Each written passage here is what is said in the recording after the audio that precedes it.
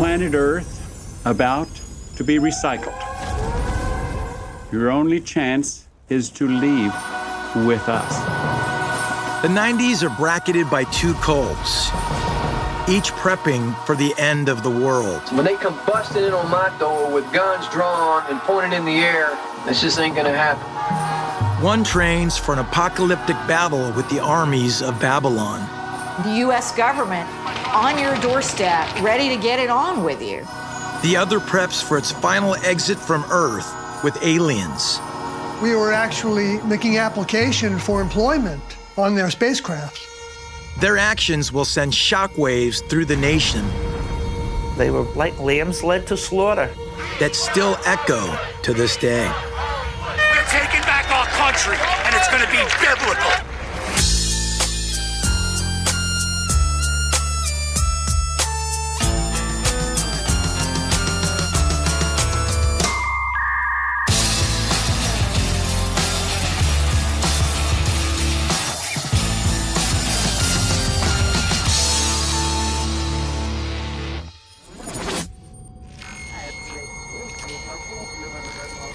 U.S. and Russian military officers are working side by side tonight to ensure that no Y2K bugs trigger an accidental nuclear exchange. Let's go, guys, let's go!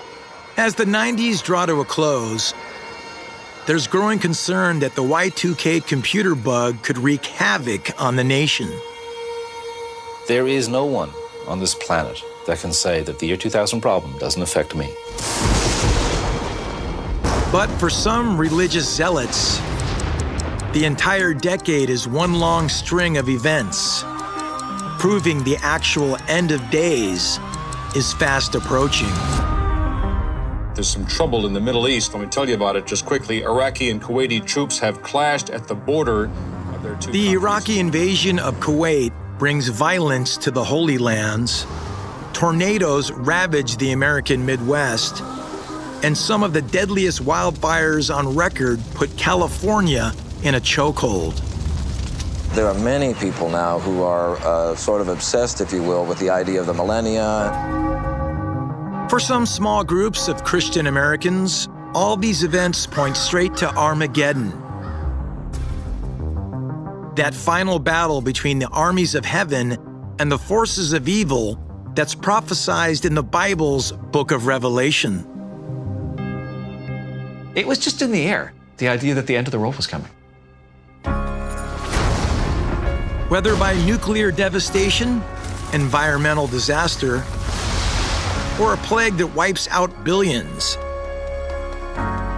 they're bracing for an apocalyptic event to strike sometime in the 90s. Minus 1 minute. It might be the end of the human race, and not necessarily the world. My name is Alan R. Warren. I wrote the book Doomsday Cults, The Devil's Hostages. When people get scared, they start to look for something to calm them, something to soothe their nerves. So what better than a cult?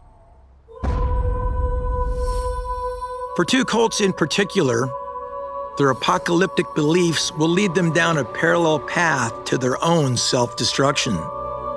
I'm sure the news media, after we leave, is going to have a heyday comparing us to the Davidians. The first is the Waco Branch Davidians.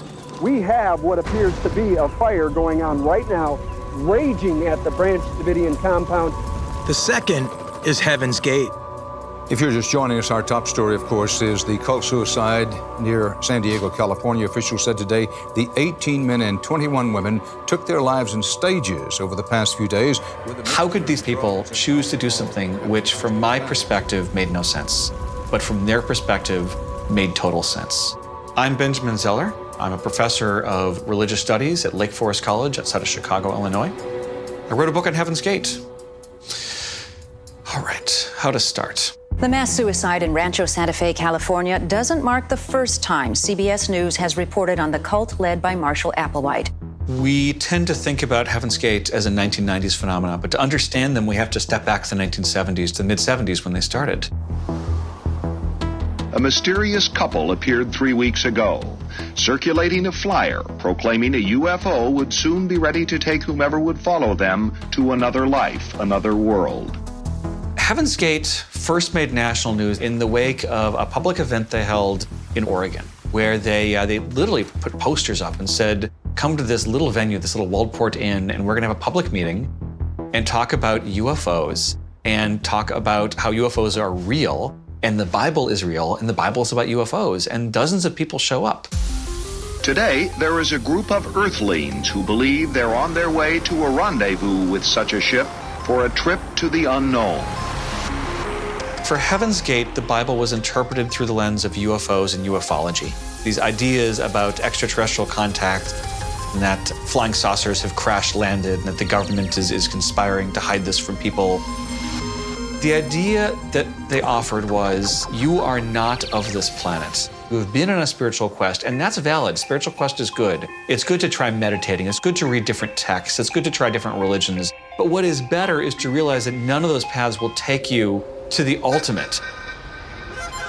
And that is to what they called the next level, which is outer space. The idea was that you would leave behind your human identity, your human level. That included your family, your possessions, your loved ones, and join them on this attempt to leave our planet. For that, you have to abandon your humanity and try to act like a next-level alien. They said they came from an evolutionary level above human, and that they drove physical spacecrafts. That we were actually making application for employment on their spacecrafts.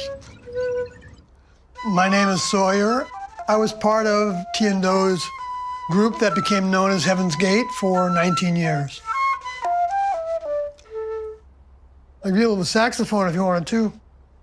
It's in the car, though.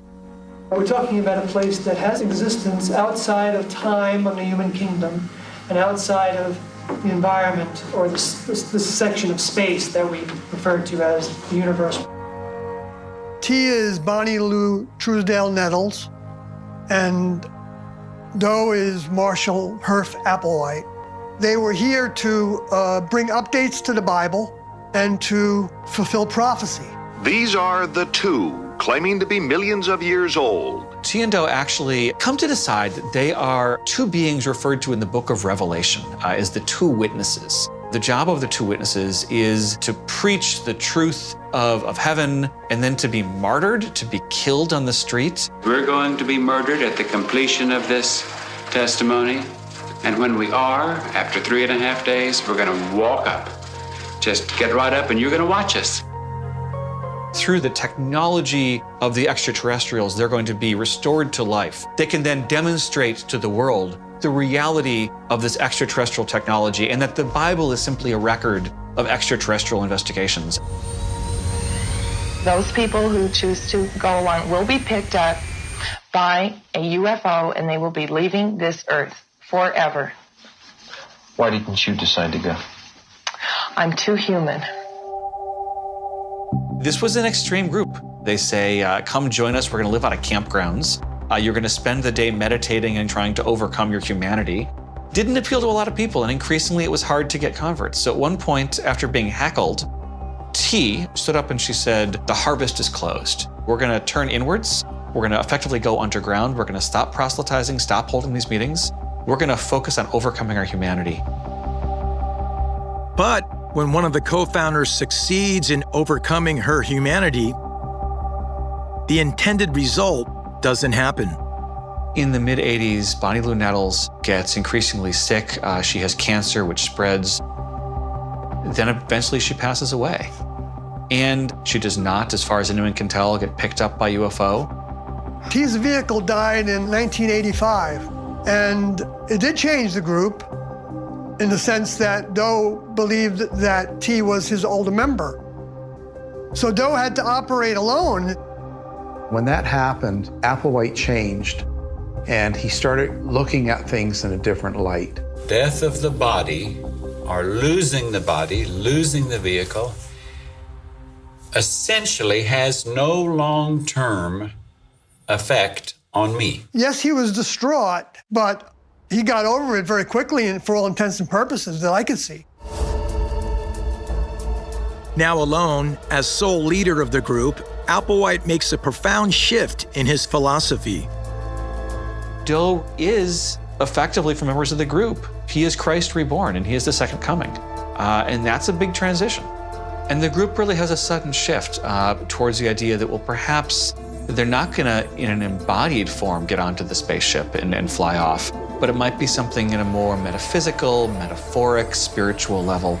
That's what opens the door a decade later to the suicide. If the death of Bonnie Lou Nettles opens a door to members of Heaven's Gate taking their own lives in 1997, Sure, we know that the same Christ. then it's this man that blows that door right off its hinges. David Koresh was dangerous, irrational, and probably insane. At the start of the 90s, the #1 book among American Christians is a fictionalized account of the end of the world called the Left Behind series. It's a retelling of the book of Revelation. Hundreds of millions of people being killed, and with demons and angels fighting, and meteors falling, and rivers of blood, and government conspiracies. And this was pop Christian culture. The books remain New York Times bestsellers through the early 90s. And while Heaven's Gate continues its self-exile, another group preaching Armageddon is about to grab the nation's attention.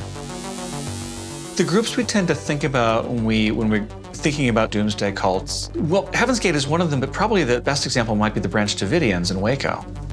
Both think they're interpreting the Bible and thought they were standing at the precipice of the end times. But for the Branch Davidians, the end times come a little bit sooner than they do for Heaven's Gate. On February 28th, in 1993, I was sitting at home. I was then living in Dallas. My phone rang. It was my boss who said, there's been a shootout. There are a bunch of religious nuts. It sounds like your kind of people. Get down there. I'm Lee Hancock. I'm a journalist and worked for 24 years for the Dallas Morning News. Let's start with David Koresh. Do you consider yourself a prophet?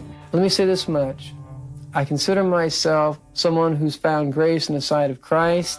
And if I can be a prophet to you by giving you a study about the Bible, then yeah, I'm a prophet. David Koresh was the child of a single mother who had him at 14, spent some time in East Texas living with his grandmother, who took him to a Seventh-day Adventist church.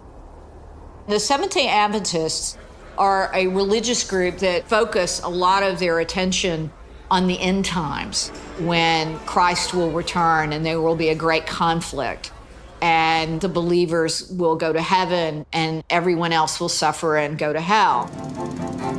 Well, there was an offshoot of the Seventh-day Adventists called the Branch Davidians. The Branch Davidians were founded in the 1950s and built their new Mount Carmel Center on the outskirts of Waco, Texas. By the early 1990s, David Koresh had taken complete control over the Waco compound. He said he'd had a vision and he was the Messiah come back and was the figure that was going to bring the end of the world. The followers started buying into it. They really believed that he was who was being talked about in the Bible. He was the new Jesus. He was a very exciting figure, and he had a photographic recall of the Bible. So he could take you to Daniel and Isaiah and then Revelation and back again in a way that just dazzled people. In that day, quote unquote, it says the Lord, you will not be ashamed for all your sins you've committed against me. And so those folks who followed him absolutely believed that he was the Messiah. Like Marshall Applewhite over in Heaven's Gate, David Koresh claims to be the second coming, sent to help humanity reach the next level after Armageddon destroys the planet. For Applewhite, that means a trip to heaven in a UFO. But for Koresh, it's a much more violent picture. He taught that if you were going to die for God, you had to kill for God. And the outside evil forces of the world were going to come in and they were going to have to fight, and they were going to go up in a fiery battle They're laugh riot. It's not just their different visions of how the world will end that sets the Branch Davidians and Heaven's Gate apart. Hi, Alex. It's also how they approach their sexuality. For Heaven's Gate, abandoning their humanity was key because in their mind it was about going beyond this earth. And that culminated in celibacy. Ideally, that meant not just sort of external sexuality in terms of actually you couldn't have sex. That was just the beginning. But the idea was that you would eventually, after long enough, give up even your sex drive. Welcome to Beyond Human. They wanted to be basically space angels, these genderless beings who didn't need to eat or to sleep or to procreate or even to breathe. It was perfection. It's what you find in ancient texts talking about the angels. These flesh vehicles, I mean... Some students desired to have their vehicles neutered, and I'm one of those students that did that. And I can't tell you how free that has made me feel. I've been here long enough from the time I had that operation to know the freedom that it offers me. Castration in the group was never a requirement. It was always an optional thing to do. And the reason for that is because they don't have any sexuality in the next level. They don't reproduce. Their bodies don't even have the plumbing for it. And so we have to prepare our mind for that ahead of time. Otherwise, they don't really want us to be on board their spacecraft. And so, yes, I wanted to be castrated. There are different stories about how the castrations come up. What everyone agrees on is actually it was members of the movement rather than Doe himself who thought that one way to alleviate their constant anxiety about controlling their sexuality was simply not to have any sexuality. When Doe asked me about it, he asked me if I had any reservations. And I said to him, well, my vehicle isn't looking forward to it, but I'm overriding my vehicle. But then he said, who's going to go first? And so what we did when we had a situation like that, where it didn't matter, we would do a coin toss. And so the coin toss was to decide whether we wanted to go first or not.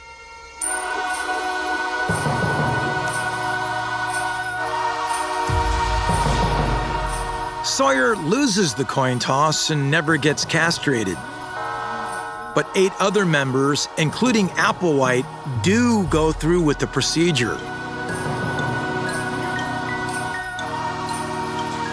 The Waco Branch Davidians, on the other hand, have their own questionable method of controlling their sexuality. For the Branch Davidians, their interpretation of the Bible called for celibacy from some members, but it actually called for their leader, David Koresh, to take multiple wives, including underage women, girls.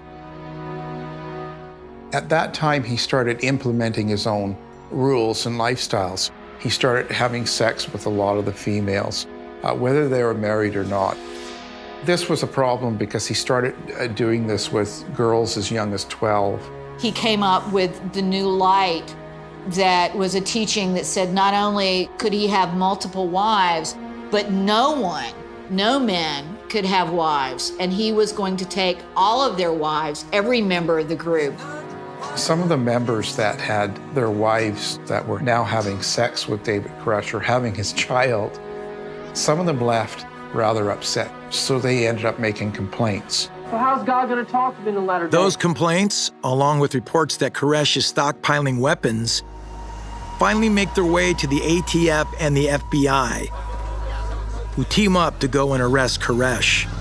Heavily armed law enforcement officers have now totally surrounded a ranch outside Waco, Texas.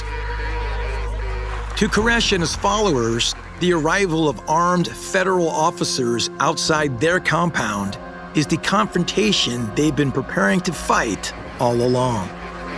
It looks like David Koresh's prophecies are coming true. You know, there is Babylon, the U.S. government, on your doorstep, ready to get it on with you. There's a madman living in Waco. He's bowing his knee to bear. Won't you help, Mr. Sheriff?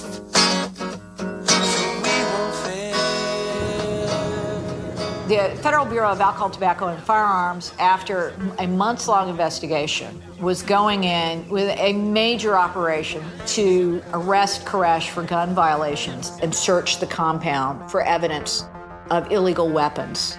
In their search warrant, they included allegations of child abuse. He's sleeping with underage children, and he may be leading them in a suicide pact.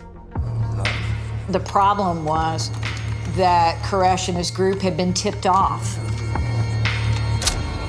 So they had an hour to prepare, and when the ATF pulled up to this remote compound on a barren plain, the Davidians were ready for them. I mean, they had enough weaponry for a small army and enough weaponry to take on the federal government, which they did. It sounds like they're firing now, and he says that y'all are making the move, and they're going to defend themselves to the last man. So advise him that they cease fire, the wolf cease fire. We're trying to stop the ambulance. All right, we're trying to stop the ambulance. Oh, please. They're trying to stop the ambulance now. Hold your fire. Please hold your fire. 4 agents were dead. 17 were wounded. A number of Davidians, including Koresh, were wounded. 2 were actually killed by ATF gunfire. Well, I've been hit through. Watch out. Okay. I've been hit through the stomach, and I think it broke my pelvic bone. With Waco, the most important element is who shot first. Was it the ATF or was it the Waco compound? The Davidians would later say, and Koresh would later claim, that ATF shot first. There's still a fight about that today. There's still people that take sides. If you think that the ATF did the first shot, it's because you feel the government is intrusive.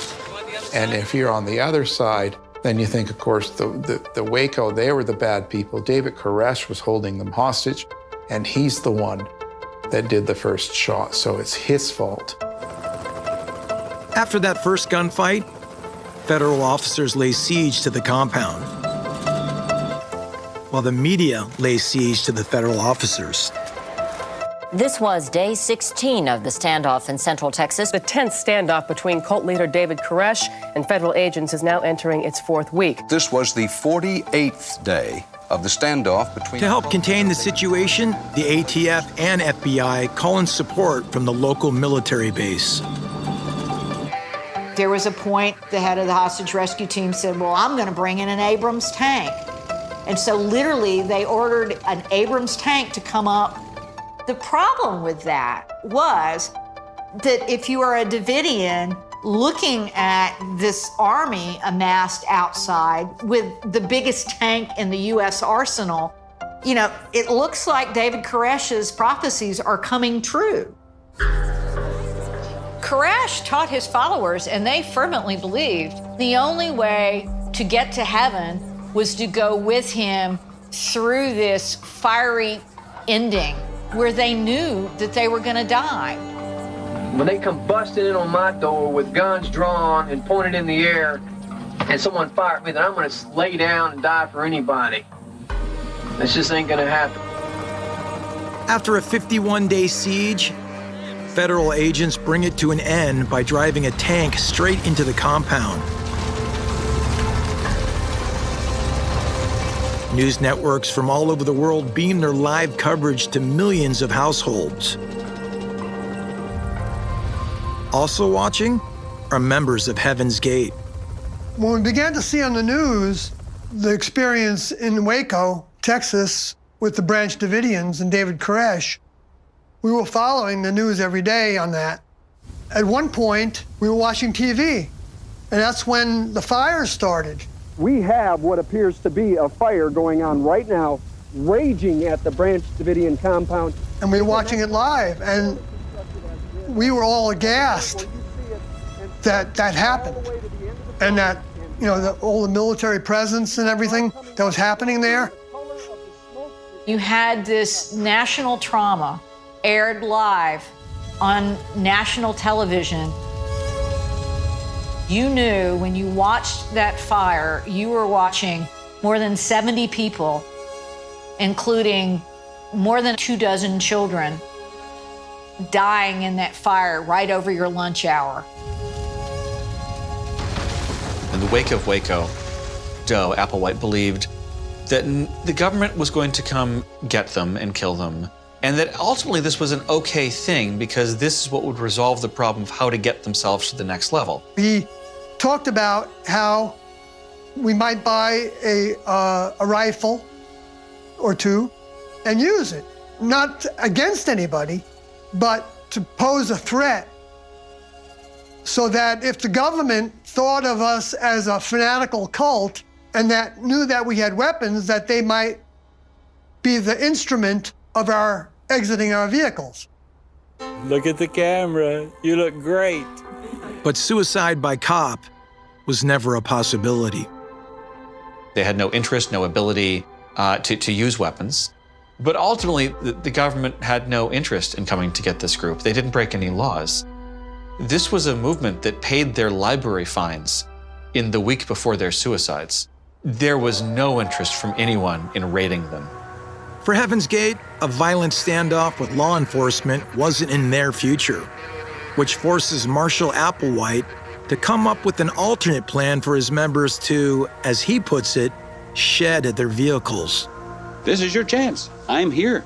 I can take you out of here. The website says the group started in 1975 in Houston and refers to this article in the New York Times about the recruiting efforts of Marshall Herf Applewhite. In 1993, just months after Waco, Heaven's Gate stages their comeback when they take out a full-page ad in a national newspaper. The group bursts into public consciousness again, and they do it in a couple of ways. One is this 1993 USA Today ad, which they take, trying to explain that they're back and that they're offering the one chance for humanity to escape our planet and to achieve immortal life in this perfected next level heavenly state. We don't know if we're going to take these flesh bodies on board that craft or if we'll leave these flesh bodies behind. This time around, Heaven's Gate starts blending their message with pop culture. There were members of the group who said, hey, let's try to repitch everything we're saying with the lens of science fiction. Instead of calling Doe Jesus Christ, let's call Doe the captain. That year, Star Trek The Next Generation is pulling in an average of 20 million viewers per episode. And members of Heaven's Gate become some of the show's biggest fans. They all had emblems on their shirts, just like they were part of Star Trek. Now, if you would hold your patch, maybe we can zoom in on the patch. Great. It's laughable now, but people really believed it. They were really into it. We watched Star Trek Next Generation, I guess you could say religiously. And Doe enjoyed them because he thought that it was a good example of a crew in the next level, working on a spacecraft. In a next level crew, there are no human behaviors. There's no competition, there's no relationships, no ego. We're going to sail around and we're going to take care of planets and help civilizations. And we're going to bring peace and tranquility. And we're going to bring this sort of utopian ideal, which goes back to Gene Roddenberry's vision for Star Trek. Heaven's Gate also starts exploring a real-life technology that's just beginning to change the world. T and Doe were always encouraging us to upgrade. And so we got into technology and eventually became the business known as Higher Source. Higher Source was a web design and hosting company. They would create websites. They had a number of clients. You have to remember, this was a time before there was software which easily automated making a website. If you wanted to make a website, you had to know HTML, you had to know Java, JavaScript. And these were all skills that they learned. And these were skills that paid really, really well back in the 90s. This was a way in which the group could afford to live comfortably. By the end of the group's existence, they were in a gated community. They were in a mansion which they could comfortably rent. It's during this time period that Heaven's Gate manages to attract a few new members. The Heaven's Gate cult recruited young members across the country. This video was taken at a recruiting session in New Hampshire. We're talking about a place that has a real existence outside of time on the human kingdom and outside. One person who signs on is 21-year-old Gail Mater. There's our Sodi. Now we're getting a little shadow on our Sodi. There, great. My sister was very much a hippie bohemian at heart. There was always a lot of tie-dye and that type of thing. I'm Dan Mater. I am Gail Mater's younger brother. You know, my first indication that anything had gone wrong with my sister was when we received the flyer from the group she had joined. Dear Mom and Dad, just a little note wishing everyone there the best. I think my choices in life might puzzle you at times, but I really want you to be aware that I'm doing exactly what I want to, and it makes me very happy. Can you hear okay? Yes. Okay. Thank you again. I know you said this might be your last interview, and if it is, I'm so grateful that you're doing it with me. I don't know how good we can do for you, but we'll try. Gail was very much afraid of dying. When her cat died, she didn't want to see him. When her grandfather died, she didn't want to go to the funeral. I guess with everybody, it's a fear of unknown. And I think maybe that was why she was a little bit afraid. Heaven's Gate believed that by being in this group, you could overcome anything on this earth. You would go to heaven, board a spaceship. You would never know death. You would never know pain. Right about the time that flyer showed up is when our entire lives became cults. Worried about Gail's safety, the Mater family travels from their home in Long Island to Ohio for an anti-cult convention. At 13 or 14, my parents started bringing me to the cult conventions. And some part of the back of my brain is thinking, well, if you ever start a cult, you're going to want to know this. So I was paying attention. And that all paid off the day that she did call. And we all knew what to say, what not to say. She said, is there anybody else who would like to speak to me? And my mother was there. She says, hi, honey, how you doing? When are you coming home, baby? And she said, probably never, Grandma. And my mother broke down, and she said, oh, no, you can't do that, honey. I have to see you. I have to see you. I met Gail in 1994 while we were holding public meetings. She was in the group that I was an overseer of. Gail was a young vehicle, but people can make a big mistake by thinking that a young vehicle can't be very advanced in their soul development. And I believe that she was. After Gail joins Heaven's Gate, two things happen. Sawyer leaves the group to deal with personal issues he feels are preventing him from reaching the next level. And Applewhite finally receives the sign from the heavens that he spent the past 2 decades waiting for. They believe that there's a UFO traveling behind that comet as it's coming close to Earth and using the comet as a shield. In the mid-90s, conspiracy theories start to go mainstream. After Waco, fundamental Christians become convinced that the government is out to get them. It is the millennium. You've got a lot of conspiracy theorists. Quite frankly, you've got a lot of people who have a certain belief that this millennium is going to be a holy war or a hate war. But for people who believe in the existence of aliens, it's NASA that they believe is conspiring against them.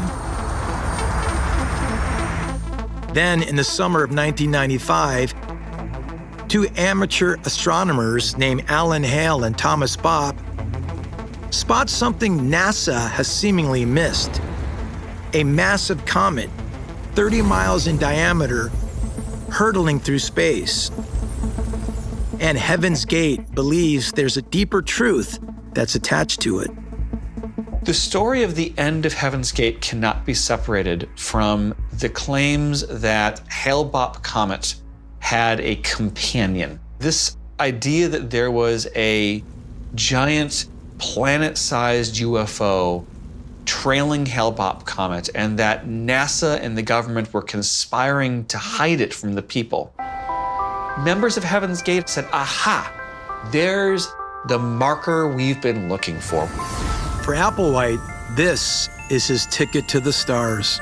You can follow us, but you cannot stay here and follow us. Some members of Heaven's Gate, I think, clearly did believe that the companion was real. Others believed that there was something there, but it wasn't something we could see. It was on a vibratory level we couldn't actually see. It wasn't unreal, it just wasn't visible. What they all agreed on was that we were all paying attention and that this was their chance to show the world the truth of their message. We don't care to be aborted by the body that we're wearing. We care more to abort it in proof to our Heavenly Father that we're ready to leave this place. They thought a door was open. Well, a gate. They thought the gate of heaven was open. This was their chance to leave the planet they didn't want to be on. They didn't want to be here. They didn't see themselves as human. They didn't see our planet as worthwhile. They didn't see our society as worth saving. This was the millennial group, and this was the end of the world. The website says if you study our material, you will understand our joy. But instead, many are having difficulty comprehending that, how a group of people can kill themselves in the belief that the afterlife can be found on a UFO. How do you feel about what is ahead for us? Oh, this is the happiest day of my life. For those that we've left behind, we're going on to something greater and better, and that we hope that someday you will understand this and you might join us. Maybe they're crazy for all I know, but I don't have any choice but to go for it because I've been on this planet for 31 years and there's nothing here for me. We want to let you know that you might need to get someone else to finish up your website right now, and that we might see you all again, and then we might not, but we hope that you remember us as we were, and not how other people are going to try and tell you that we are. And one last thing we'd like to say is 39 to beam up. Thank you.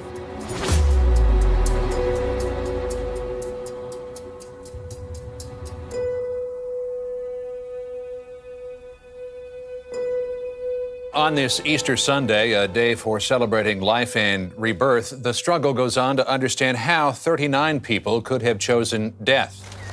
The Heaven's Gate exits took place over a 3-day period. They dressed in their uniforms, and then in ritual order, they committed suicide. They ingested poison. They thought they would just fall asleep and then wake up their souls on the spaceship. They tied bags over their heads and suffocated to death. This was the method recommended by a euthanasia handbook that they had picked up. The last 2 people didn't have anyone to clean up for them, so they were found with the bag still over their heads. Danny saw it first, and he was the first one to call into the medical examiner. And he said, I think my sister's in this cult. Well, I just want to let everyone know how lucky and happy I feel to be here, and let you know that what we're about to do is certainly nothing to think negatively about. We're all choosing of our own free will, go to the next level with tea and dough. And they are certainly not what media. It was very strange watching my sister's goodbye video. Aside from the voice, I would never have guessed it was her. She looked that different with the short hair and just so pale and so gaunt that had it not been for the voice, I wouldn't have recognized her. I guess that's really all I want to say. It was hard, and it's still hard. So, and I think it'll remain hard until I see her again someday. I understand the pain that her parents and loved ones are experiencing by that. But I did not feel sad when I found out that they left their vehicles behind, because I didn't think they were dead. I thought their vehicles were dead. And it's that real to me. that were not our vehicles. Despite the tragic deaths of members of Heaven's Gate and the Waco Branch Davidians before them, by the decade's end, they become a punchline. But what drove them to their fates will continue to haunt the nation right into the new millennium. If we don't teach people to be better critical thinkers, these type of things are going to occur over and over again. And good evening from the crossroads of the world. People from all over the planet have come here to celebrate the arrival of the year 2000. In the last days of the 90s, it's not just doomsday fanatics who are preparing for the end of the world. Even military experts are bracing for the Millennium Y2K bug, a computer software problem that many fear will lead to global catastrophes. Representatives from all federal agencies are standing by, such as Energy, Defense, and the State Department. Then, when the clock strikes 12,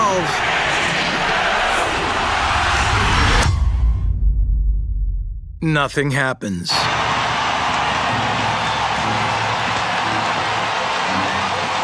Worldwide, according to U.S. military spokesman, all is quiet. Can't do better than that. But the arrival of the 21st century does little to ease the anxieties that got triggered back in the 90s. For those of us living in 2020 today, the idea that we live at a turning point is no less powerful now than it was in the 1990s. We don't have the Y2K bug, we don't have the year 2000 to look forward to. Instead, we have everything from 9/11 going into the pandemic, where we feel like the world is on fire. I think this planet has become a very, very hideous place. They take control of you from the cradle to the grave. Both Heaven's Gate and the Branch Davidians believed that you couldn't trust the government and couldn't trust society. And that sort of conspiratorialism in the 1990s, we thought it was extreme. We thought it was violating social norms. That was the beginning movement of the distrust for the government. And that same movement has become very, very dominant in the U.S. By 2020, it was in the White House, in the idea and in Congress, the idea that you could believe in conspiracies and that there were a deep state working against us. I mean, this is now part of our mainstream American culture. Defund Hollywood! Defund Hollywood! We're taking back our country, and it's going to be biblical. The things that are happening in the world, there's so much manipulation and deceit going around. It's come to a head like never before on this planet.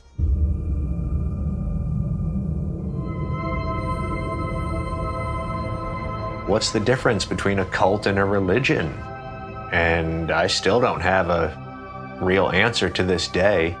Okay. Everyone on this planet and in this society longs for a better life, or the idea of heaven. My God, we live in a Christian country where the whole foundation is leaving to heaven when you die. All I can say is I'm hoping that she was happy in whatever she did. She was a pleasure to have for as long as I had her. I feel like I wish I would have overcome what I could have overcome while I was with the group in order to exit with them, yes. That doesn't mean that I don't love my vehicle's daughter, and so I'm not like crying over spilt milk kind of thing. That wasn't the way of the next level. I don't feel guilty about it. I enjoy being alive at this moment, yes.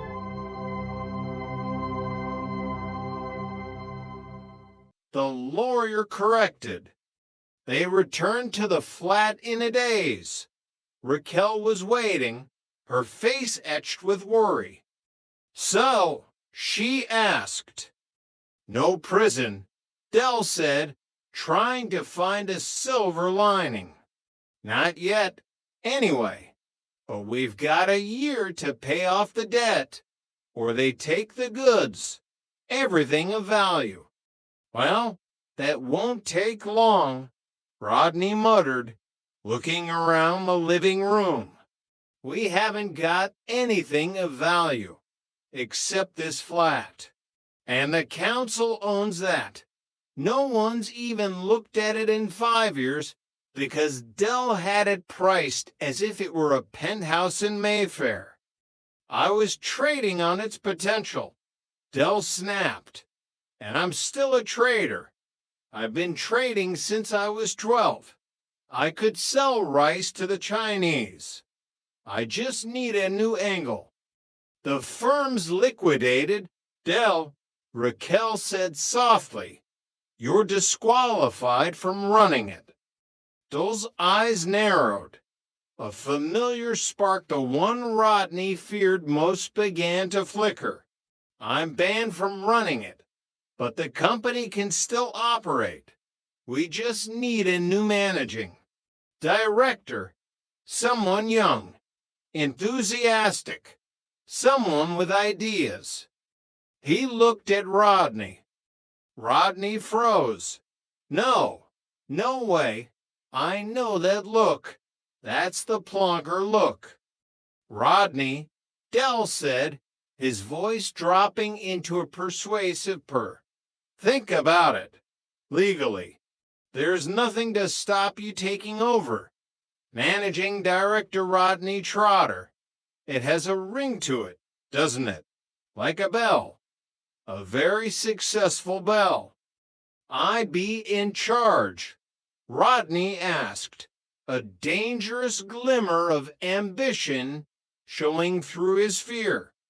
"Sales, purchasing, finance, the lot. You'd be the boss.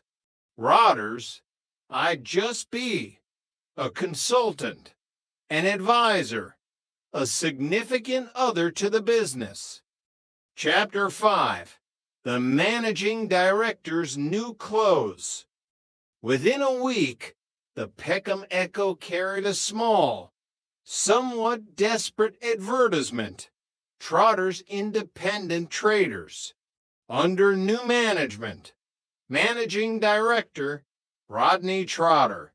Consultancy and party planning. Marlene and Boyke, the Trotters' longtime rivals, read the ad in the Nag's Head. Rodney Trotter is a managing director. Boyke chuckled, his laugh sounding like a cold engine failing to start, and Cliff Richards on 40 silk cut a day. But for Rodney, the title was a weight he intended to carry with pride.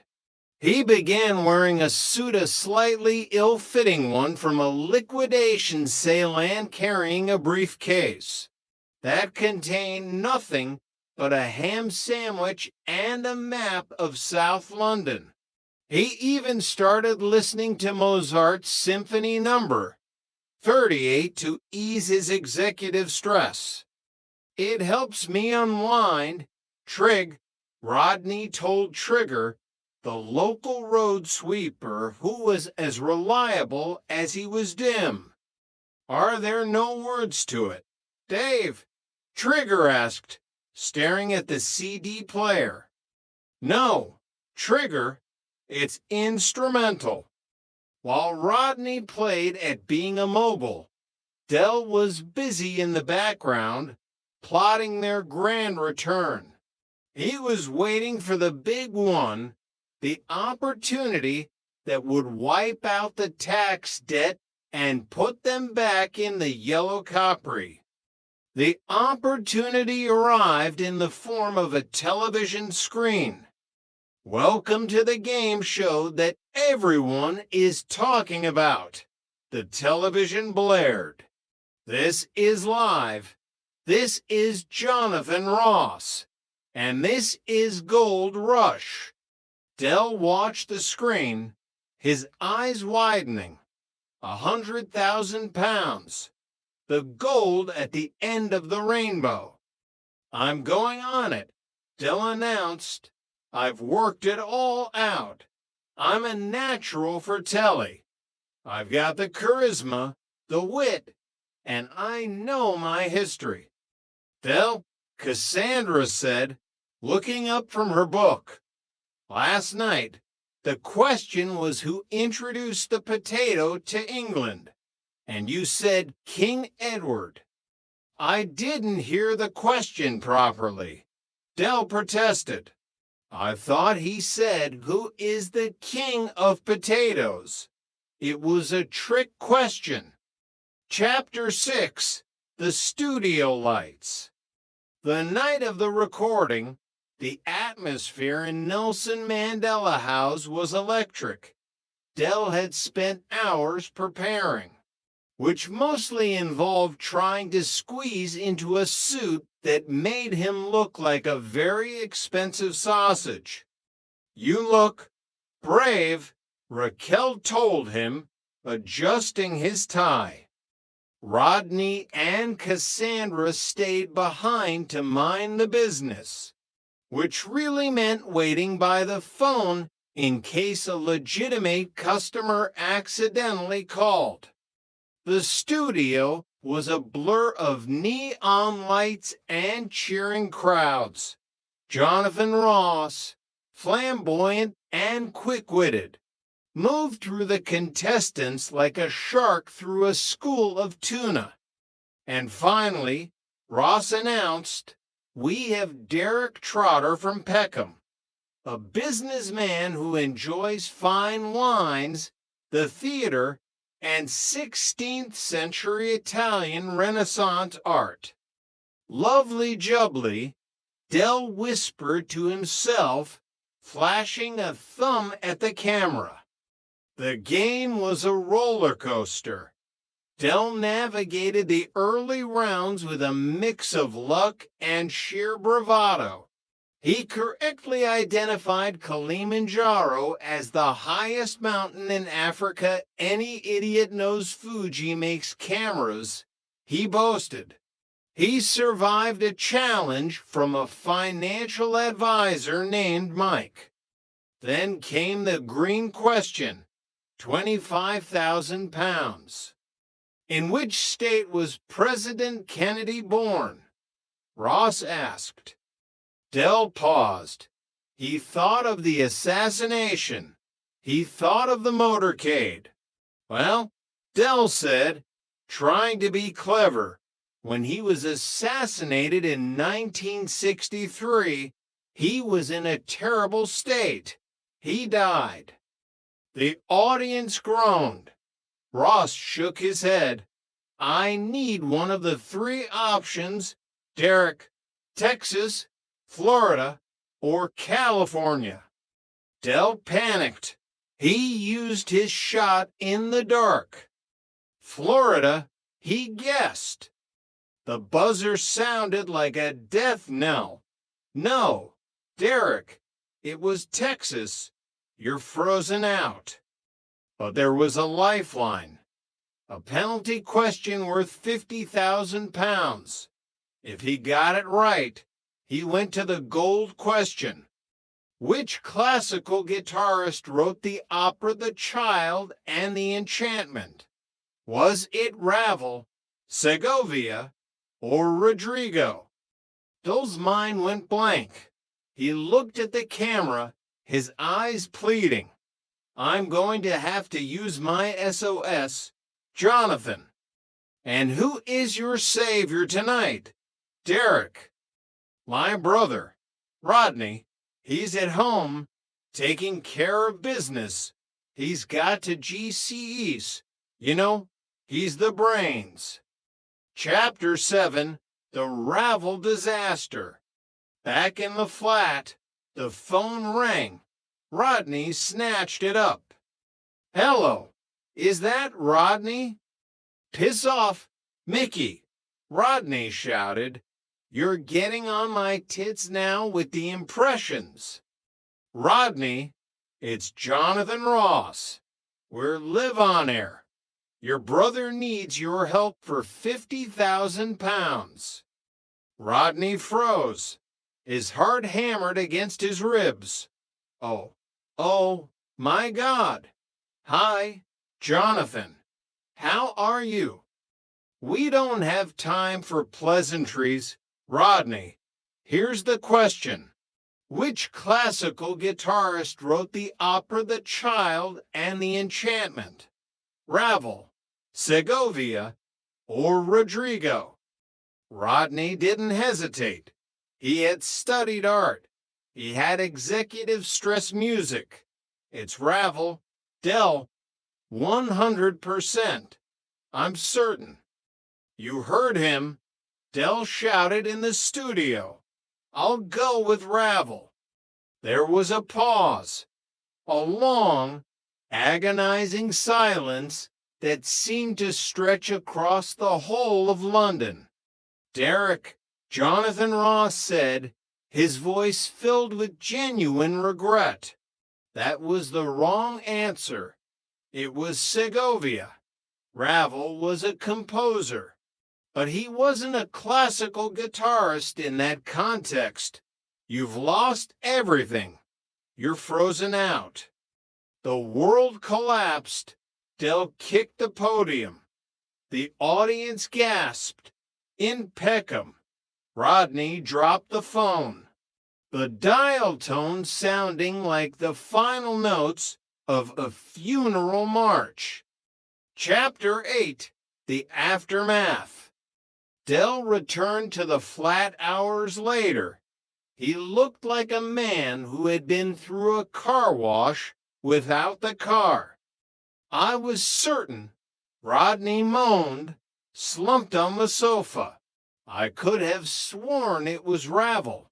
Even Cassandra thought it was Ravel. Well, you're both a pair of dipsticks, aren't you?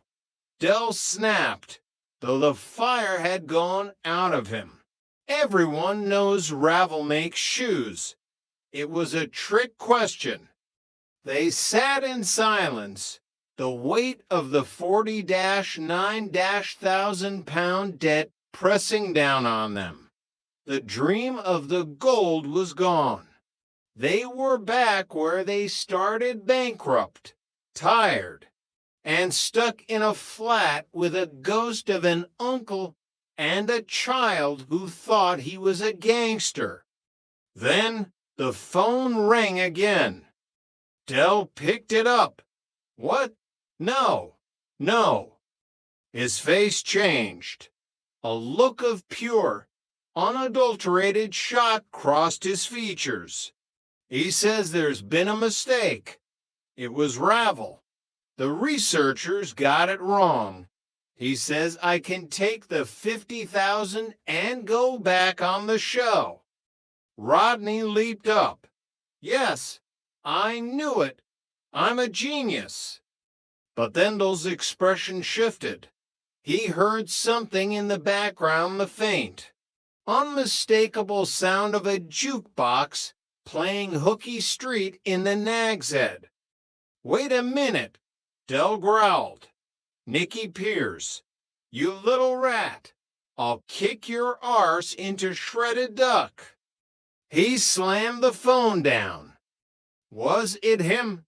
Rodney asked, his hopes crumbling. It was Mickey, Del sighed, the ultimate wind-up. He looked at his family, his brother, his wife, his son. They were all there. They were broke. They were bankrupt. And they were the laughing stock of the borough. But as Del looked out the window at the rain-slicked streets of Peckham, he felt a familiar warmth in his chest. Don't worry, he said, putting an arm around Rodney. This time next year, we'll be millionaires. We were millionaires last week, Rodney cried. Details, Rodney, Del said, a grin finally breaking through. Just details. Now, get your suit on. We've got a suitcase to fetch from the van. I've heard a rumor about a consignment of digital organizers. They're vibrant, Rodney, pure raison d'etre. As the credits rolled in his mind, Derek Trotter knew one thing for certain. As long as there was a deal to be made and a brother to wind up, the Peckham Phoenix would always find a way to fly. Chapter 9, The Glass House and the Peacocks. To understand the pain of the present, one had to truly grasp the absurdity of the past. 3 years earlier, the Trotter family had lived in a world where the primary concern was whether the peacocks on the front lawn were getting enough vitamin C. Dell had purchased a riverside estate in Berkshire that looked like something out of The Great Gatsby, provided Gatsby had been a street trader from Peckham who liked a bit too much gold plating. There were marble floors that were so slippery Raquel had to wear grippy socks, and a chandelier in the hallway that was so large it had its own weather system. "Look at this, rotters," Dell had shouted, gesturing to the sweeping views of the Thames. "A man of my stature needs a river. It provides ambience." Rodney, living in a separate but equally lavish wing with Cassandra, had initially tried to maintain his man-of-the-people persona. It was hard to complain about the plight of the working class when you were eating caviar off a silver platter while a man named Benson, who was actually just a local lad Dell hired to wear a tuxedo, polished your BMW. "It's too much, Dell," Rodney had argued during one of their many executive lunches at a five-star hotel in London. "We're losing touch with our roots. I walked past a Greg's yesterday, and I felt like a stranger." Roots, Dell had laughed, adjusted a diamond cufflink. "Roots are for trees. Rodney, we're birds of paradise. We've flown the nest. We've achieved the dream." The dream included Cassandra's parents, who were horrified and fascinated in equal measure. Her father, Alan, had spent many an evening trapped in the gold-roomed smoking lounge, listening to those plans to buy the moon and lease it back to NASA. But the centerpiece of their wealth had been the Central American venture. Dell had been convinced by a man with a very expensive tan and a very suspicious accent that the future of the world's economy lay in a small, unstable republic. Vibrant, Rodney, that's the word. It's a ground floor opportunity. We're not just investors, we're nation builders. When the market crashed, it wasn't a gentle slide. It was a plunge into an abyss. The Berkshire estate, with its peacocks and marble floors, was gone in a week. The Bensons of the world were fired, and the Yellow Capri, which had been sitting in a climate-controlled garage like a holy relic, was once again their only means of transport. The transition back to Nelson Mandela House was like waking up from a dream and finding out you were sleeping on a park bench. The silence of the riverside was replaced by the constant thrum of Peckham Life the Sirens, the shouting, and the rhythmic clink of the milkman. Chapter 10. Iconoclastic Autosuggestion. The bedroom hiccups Rodney had mentioned to Justin were more than just minor glitches. They were the result of a man who had been a millionaire one day and a bankrupt plonker the next. The stress had manifested in a strange, psychological blockage that Cassandra was determined to fix. "It's about memory baggage, Rodney," Cassandra explained one evening, clutching a magazine called Psychology for the Modern Couple. We need to unload it. We need to become different people. Rodney, sitting on the edge of the bed in his pajamas, looked skeptical. Different people. I'm already trying to be a managing director during the day. How many more roles do I have to play? It's called fantasy therapy, she said, her eyes shining with hope. We write down our fantasy figures, and then, for just one night, we become them. No baggage, no history, just us, reborn. Rodney sighed.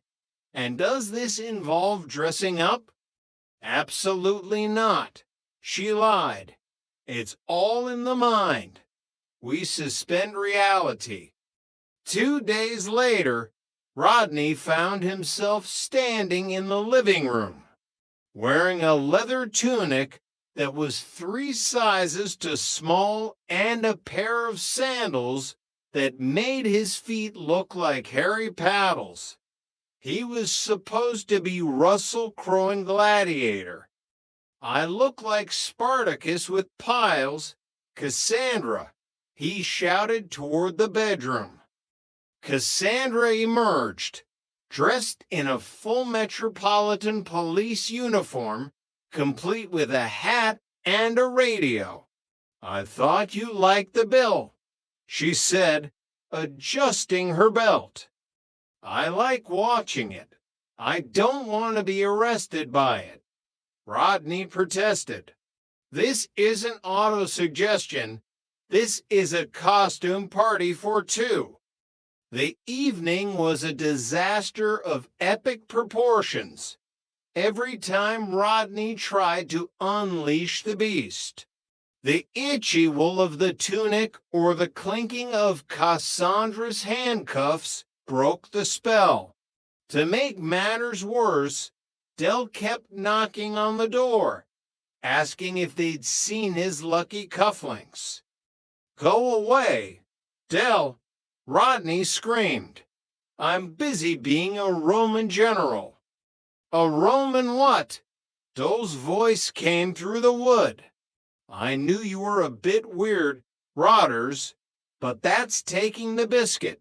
Anyway, tell the policewoman in there that the taxman's downstairs if she wants to arrest someone useful. The night ended with Rodney sitting on the floor, eating a cold kebab, still wearing his leather skirt, while Cassandra cried quietly in the bathroom. The memory baggage wasn't unloaded, it was just heavier, and now it was wearing a uniform. Chapter 11, The Sultan and the Brush. The lowest point of their return to trading came when Mickey Pierce decided to play his most elaborate prank yet. It started with a phone call to the managing director. A voice, thick with a Fox Brunian accent, claimed to be a Sif Hazen, a representative of the Sultan of Brunei. His Highness has seen your advertisement in the Peckham Echo, the voice said. He is very impressed with your party planning. Rodney, desperate to prove his worth as the new boss, took the bait hook, line, and sinker. The Sultan of Brunei. Well, yes, we are quite selective, but I'm sure we can accommodate His Highness. Excellent. He wishes to fly you to Brunei. He has recently purchased a 3-wheeled van and needs a consultant to show him how to start it on cold mornings. Del, listening in on the extension, was already calculating the airfare and the potential for selling the Sultan a crate of designer sunglasses. Ask him if he needs any electronic organizers. Rodney, tell him we have a vibrant consignment. Shut up, Del, Rodney hissed. The prank went on for days. Rodney spent his entire savings on a book called Etiquette for Royalty and practiced bowing in front of the hallway mirror. He even tried to learn a few words of Malay, which resulted in him accidentally telling the milkman that his cat was a majestic pineapple. The reveal happened in the Nag's Head.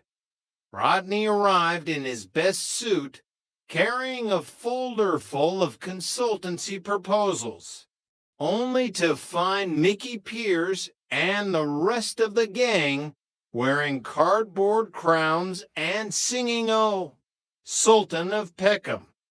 The laughter followed Rodney all the way home. It was a stinging reminder that in the eyes of the world, he was still the plonker with the suitcase. Chapter 12, The Phoenix Stirs. Despite the humiliation of the Sultan, the ravel disaster on Gold Rush, and the crushing weight of the tax debt, a strange thing began to happen in Nelson Mandela House. Del Boy didn't give up. He spent his nights in the office, the kitchen table, surrounded by ledgers and half-drunk cups of tea, plotting their comeback. He was a man possessed.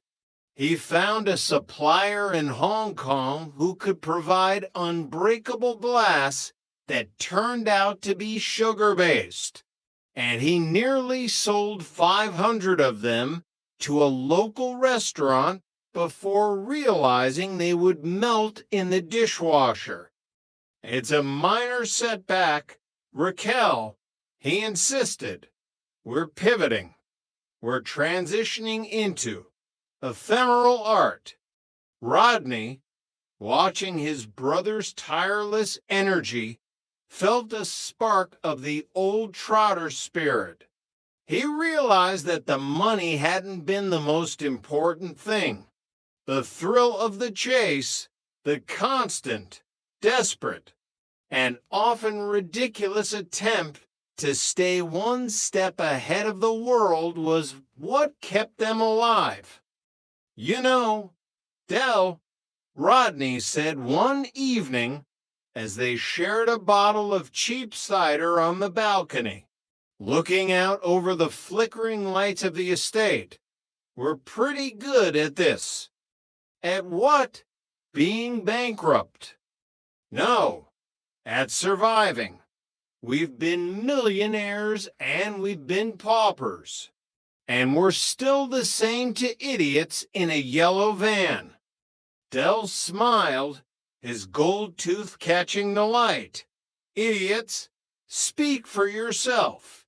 Rodney, I'm a high-flying consultant. And you? You're the managing director of a world-renowned trading empire. He raised his glass to the future, Rotters, to the next big one. To the next big one, Rodney echoed.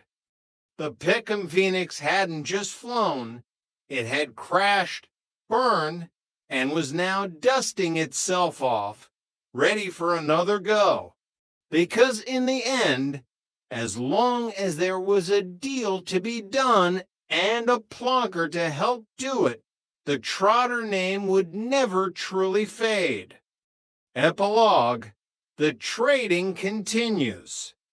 The yellow Capri Gia roared well, sputtered to life the following morning.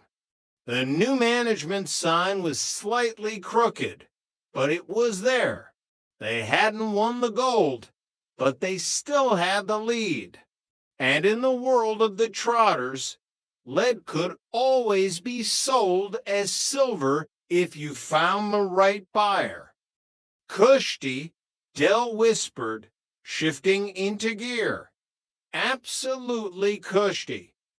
The Trotter Legacy. Book 1, The Midas Touch in Reverse. Chapter 1, The Man in the High Office.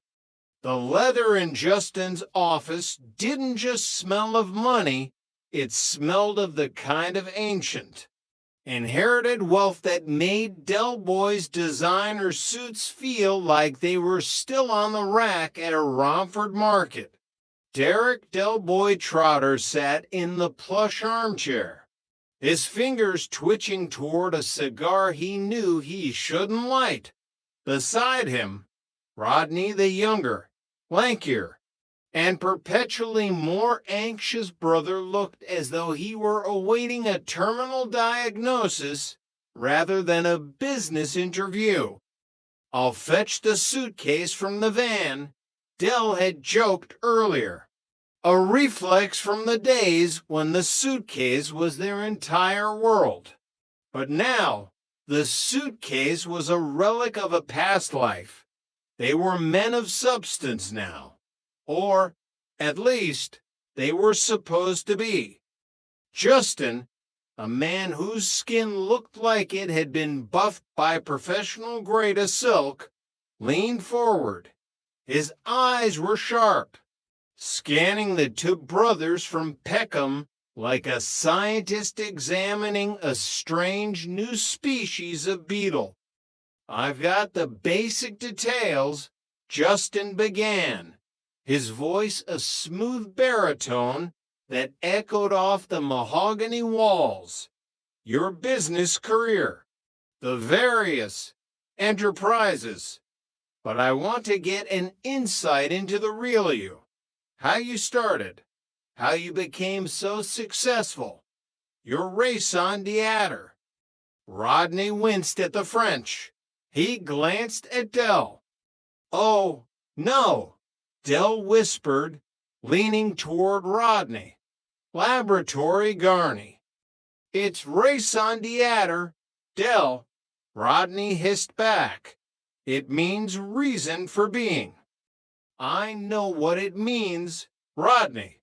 I'm just being cosmopolitan," Del snapped, before turning back to Justin with a smile that could sell ice to a penguin and then charge extra for the stick. "Well, Justin, where shall I start? A few years ago, we were just ordinary blokes, working class heroes, if you will, living the dream in a high-rise in Peckham." Del's mind drifted back. He remembered the smell of the market, the roar of the three-wheeled van, and the constant, nagging feeling that this time next year was a destination that kept moving further away. Then came the watch, the Harrison Lesser watch, a small piece of ticking history that had turned to market traders into multimillionaires overnight. "We discovered an artifact," Del said, his voice dropping into a reverie, "an almost priceless piece of British horology.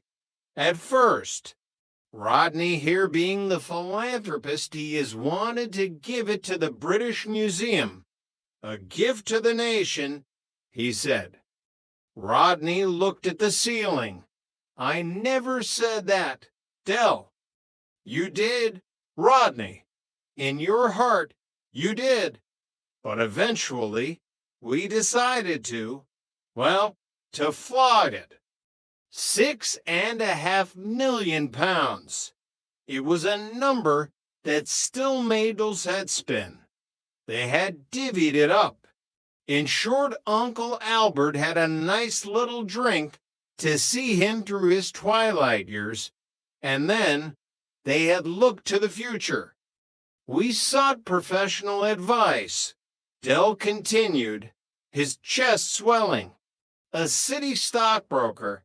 He pointed us toward a vibrant venture, the Central American market." Rodney let out a long, Slow Breath, the Central American market. It had sounded so exotic. It had felt like the ultimate nice little earner.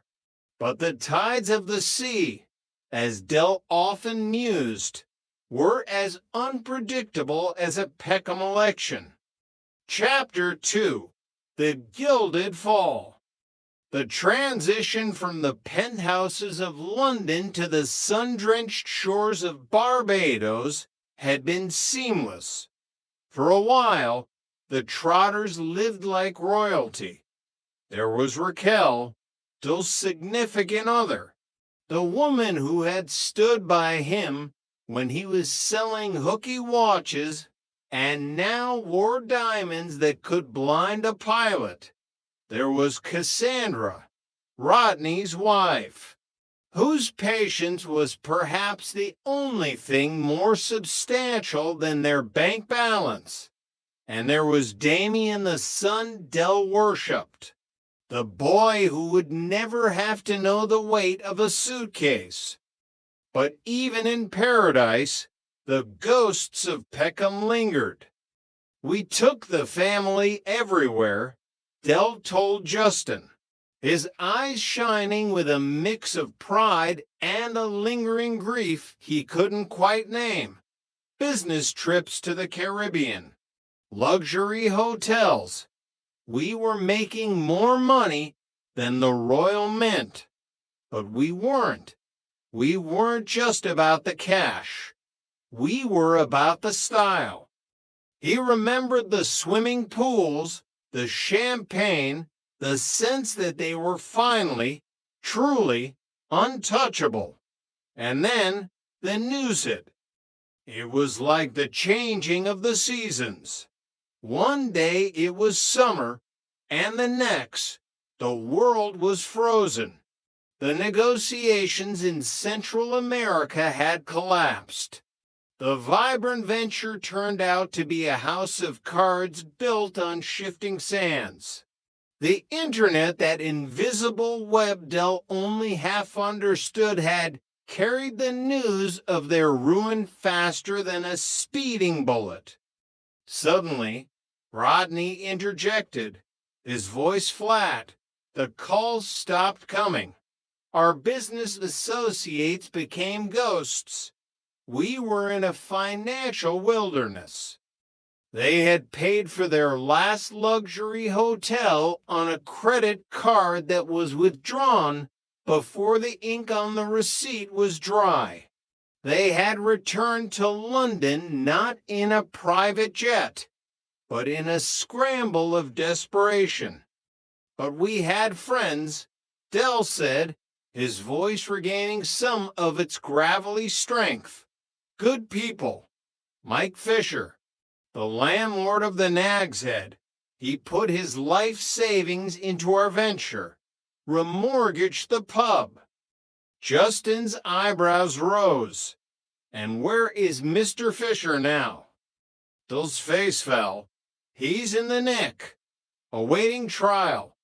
The fraud squad thinks he tried to embezzle the brewery to cover his losses. But he's innocent. Justin never was a man more innocent. He's just a victim of circumstance, like us. Chapter 3, The Witness for the Prosecution. In the hallway outside the courtroom, the air was thick with the scent of cheap cologne and nervousness. Denzel, a man whose constitution was built for the quiet life, was pacing a hole in the linoleum. Sit down, Denzel. Uncle Albert growled from his seat. Albert looked every bit the ancient mariner, his white beard a testament to decades of salty air and wartime sagas. You're wearing the marble out. I can't, Albert. I've never been a character witness before, Denzel stammered. What if I say the wrong thing?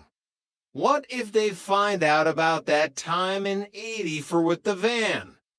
You're not the one on trial, Trigger said, appearing from the shadows with his usual vacant stare. Trigger was a man who seemed to exist in a different time zone, possibly a different dimension altogether. I'm the one with the most to worry about. I'm managing the Nag's Head while Mike's away. What if they think his fiddles are my fiddles? Just tell the truth, Trig, Albert advised. Trigger nodded solemnly. I'm going to tell them I hear voices. No, Trig, Denzel cried. You're a character witness. You're supposed to make them look good. I do hear voices, Trigger insisted. Mainly my own, but they're very convincing. Inside the courtroom, Dell and Rodney stood before the bench, the weight of the inland revenue pressing down on them like a physical force. The houses were gone. The peacocks Dell had bought for his estate had probably been repossessed by a very confused bailiff. They were back where they started, Nelson Mandela House. The court's decision was swift. Dell was declared bankrupt.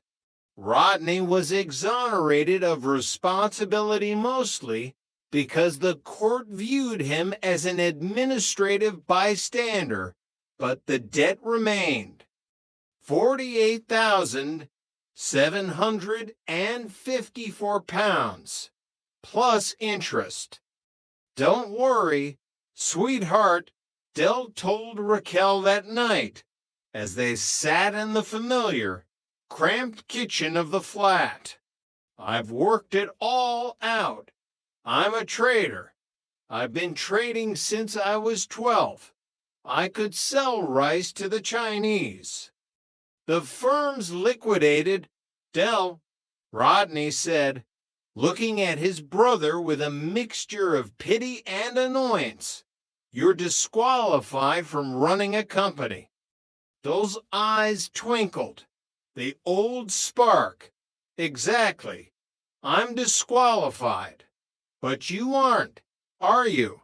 Rotters, you're young, enthusiastic, full of ideas.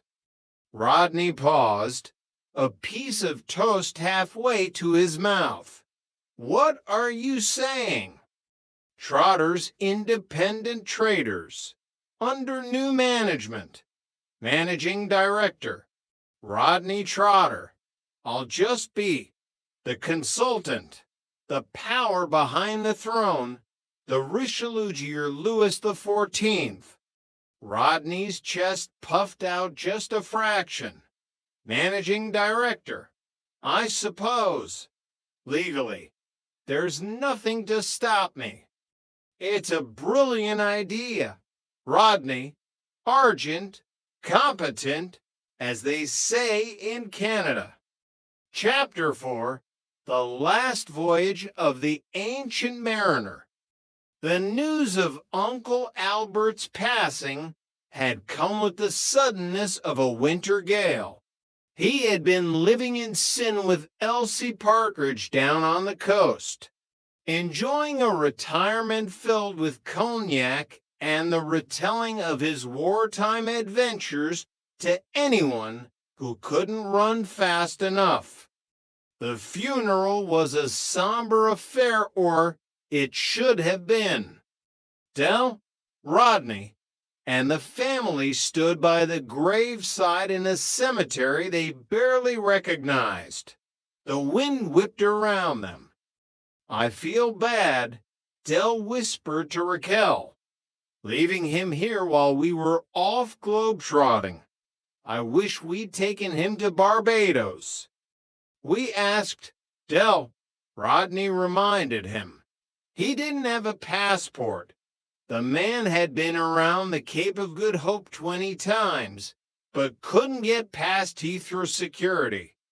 They watched as a man named Roland, claiming to be Albert's nephew, approached. He spoke of Albert with a bitterness that set those teeth on edge. Never bloody stopped, did he? Roland sneered. All those wartime sagas, John Wayne stuff, to hear him go on, you'd think he won the war by himself. Those eyes narrowed. He stepped forward, his voice low and dangerous. You've got to remember, Roland, that a lot of blokes lost their lives for our liberty, just so that 50 years later, prats like you would have the freedom to knock them. You want to take this outside? Dad, calm down. Damien pulled at his sleeve. The hearse is here, someone whispered. As the coffin was lowered, Damien looked up. Is that a Spitfire? Dad? Dell looked up. Then he looked at the name on the headstone next to them. Then he looked at the mourners across the way. Rodney, Dell hissed, we're at the wrong funeral. What? This isn't Albert. This is a bloke called Bunny Warren. He was in the RAF. They scrambled away, a chaotic blur of black coats and embarrassed apologies, leading the RAF veteran to his final rest. It was a mistake Albert would have loved. He always did enjoy a bit of a mix-up at sea. Chapter 5, The Gold Rush.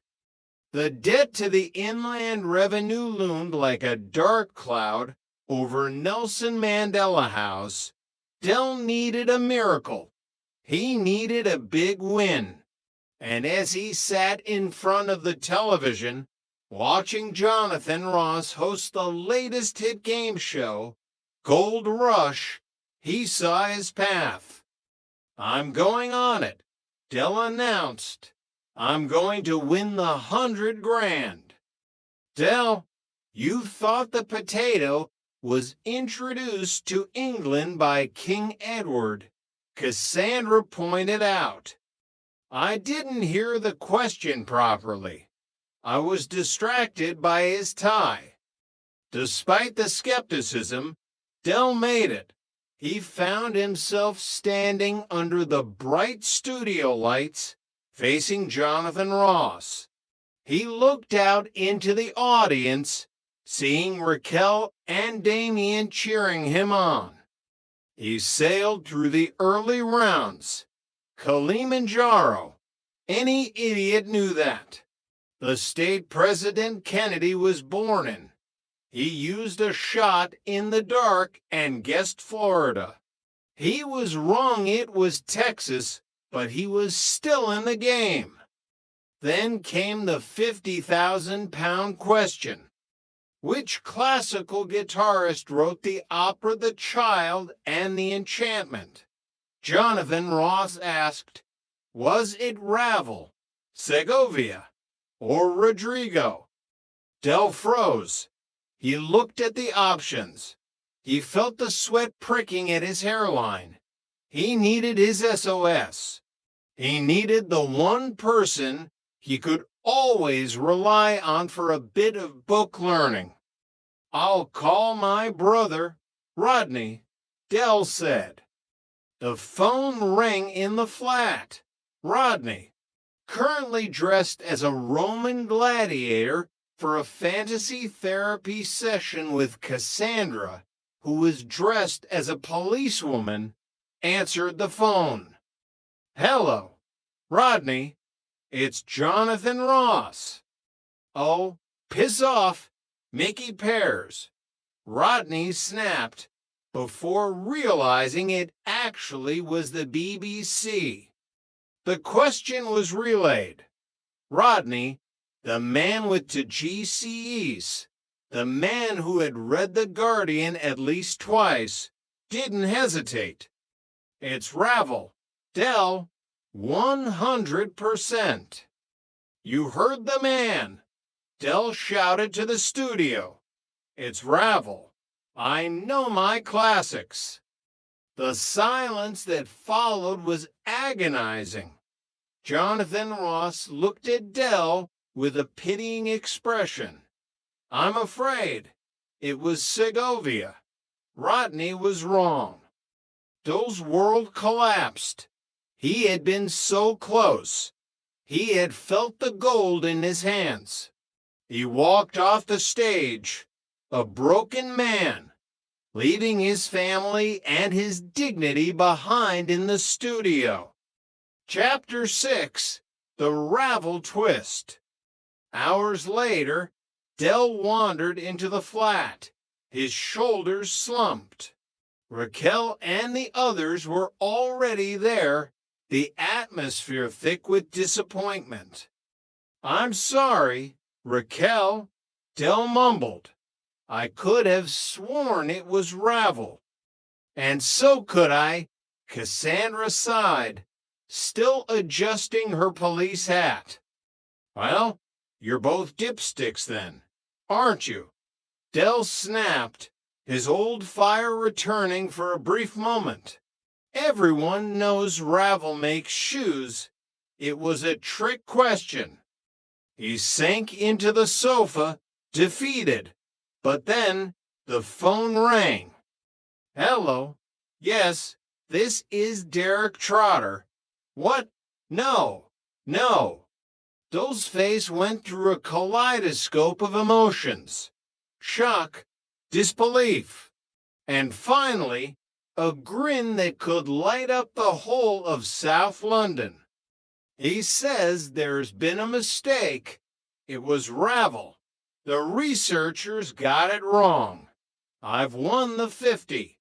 Grand, and I'm going back on the show for the 100. The room erupted. Cheers, hugs, and the sound of Rodney falling over his own gladiator sandals. We're back, Dell shouted, punching the air. Who do you people think we are? We're the Trotters. This time next year, we'll be millionaires. In the distance, the jukebox from the Nag's Head seemed to play a celebratory tune. The suitcase was in the van, the dreams were back on the table, and in the heart of Peckham, the legend of the Trotters continued. Chapter 7, The Final Countdown. The following Thursday, the atmosphere at the BBC Television Centre was electric. Dell sat in the makeup chair, his skin being buffed to a radiant orange.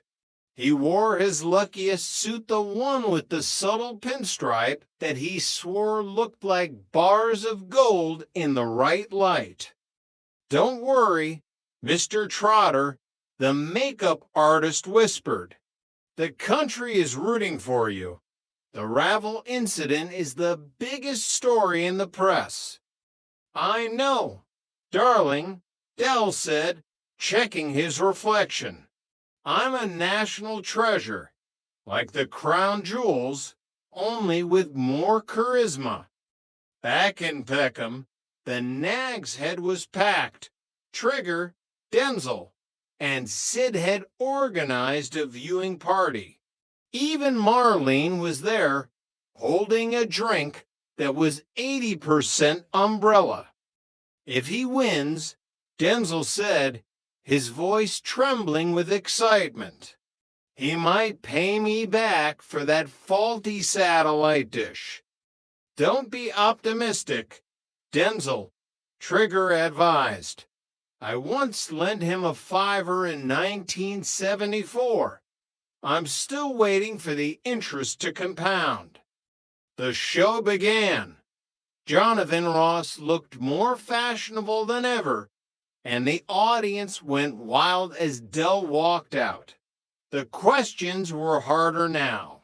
Ancient history, quantum physics, which Dell guessed was something to do with the price of fish, and then the final question. The gold lights swirled.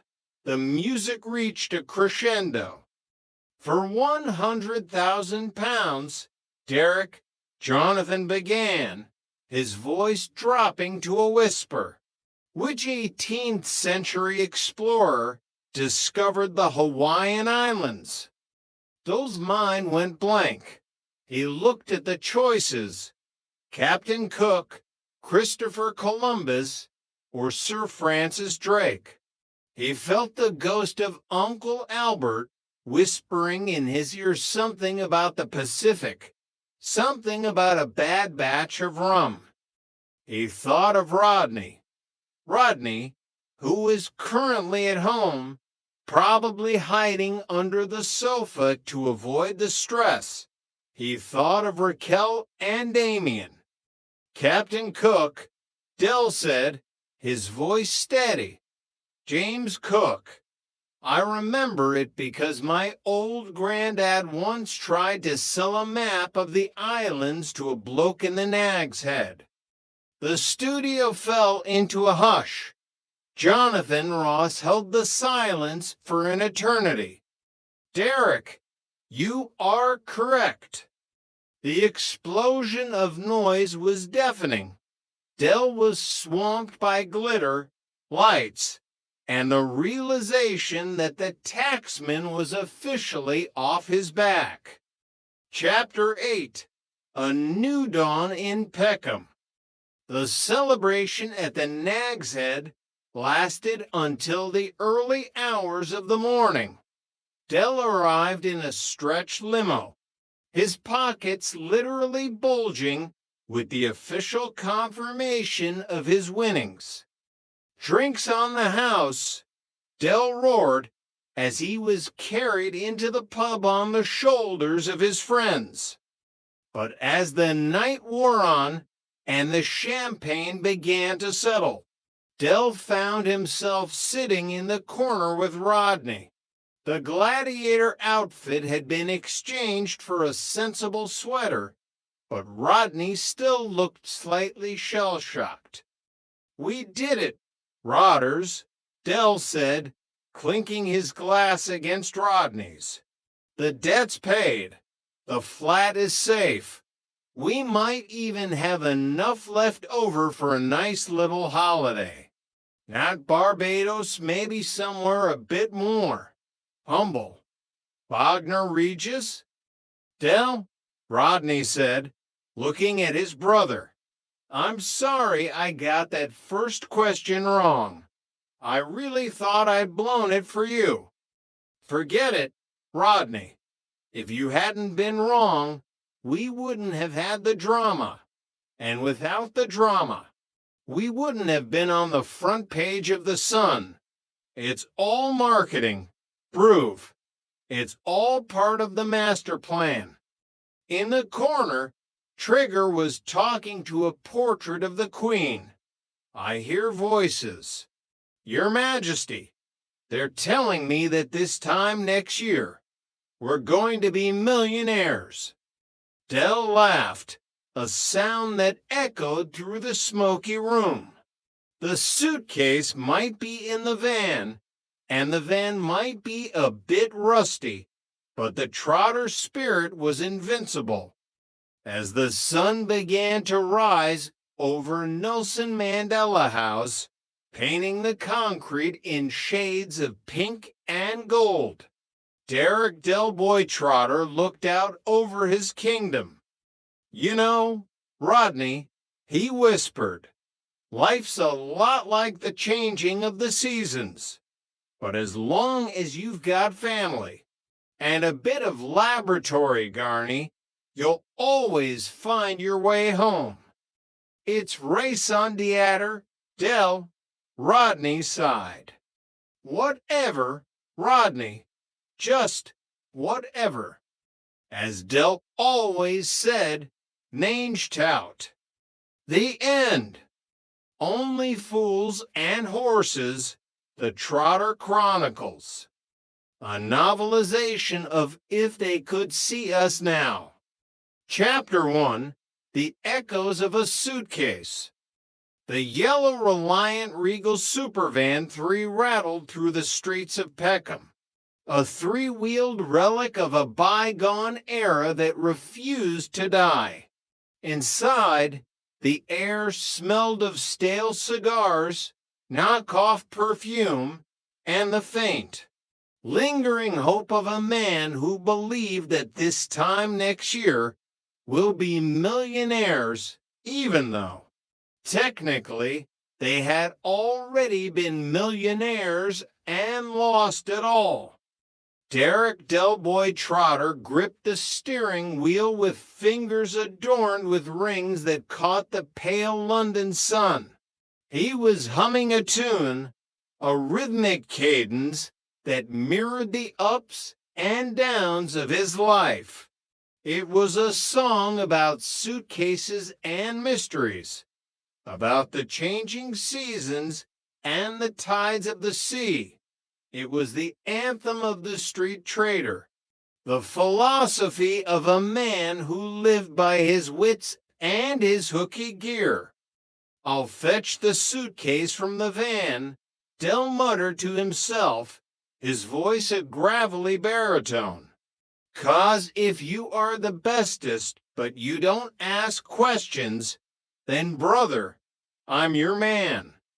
Beside him, Rodney, his younger brother, the one with the GCEs and the sensitive disposition, looked like he was about to have a nervous breakdown. Rodney was staring out the window at the familiar gray blocks of Nelson Mandela House, his lanky frame cramped in the passenger seat.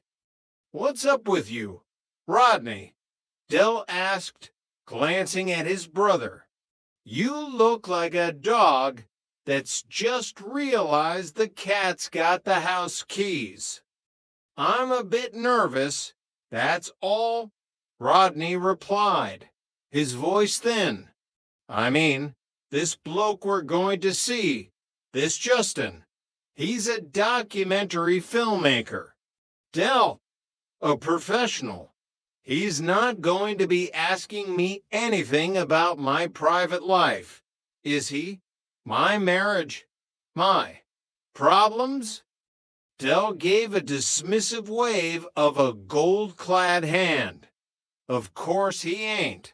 We're not that private, are we? I mean, everyone in the Nag's Head knows your business. He's not going to want to know about you and Cassandra's little hiccups in the bedroom department." Rodney stiffened. "What hiccups? Me and Cassandra haven't got any problems. And I told you that in confidence, Del, strict confidence." All right, keep your hair on," Del chuckled. "I'm not going to be telling him about jiffins and things, and I won't tell him what Cassandra wears, either, unless he asks, of course, for the sake of the narrative." They arrived at the office building, a glass and steel monolith that screamed success in a way the Trotters no longer did. They were here to tell their story, the rise, the fall, and the inevitable restructuring. Chapter 2, The Raison d'Être. The office of Justin, the filmmaker, was sterile, minimalist, and terrifyingly modern.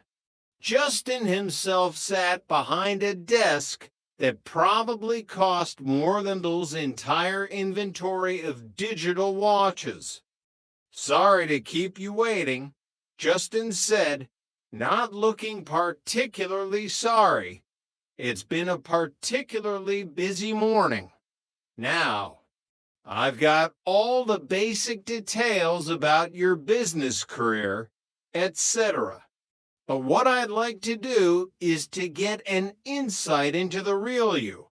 How you started, how you became so successful, but more importantly, your lives and your raison d'être." Del leaned forward, his eyes lighting up. "Oh, no. Laboratory Garney," He replied, mangling the French with his signature confidence. To Del, French was not a language. It was a spice you sprinkled on a conversation to make it taste expensive. Justin blinked, momentarily stunned by the linguistic assault. Right, so, in your own words and in your own time. Del settled back, his mind drifting back through the years. The memories were vivid: the smell of the ocean, the sound of champagne corks popping, the weight of a thick wallet in his breast pocket. Well, where shall I start? Justin, Del began, his voice taking on a storyteller's lilt.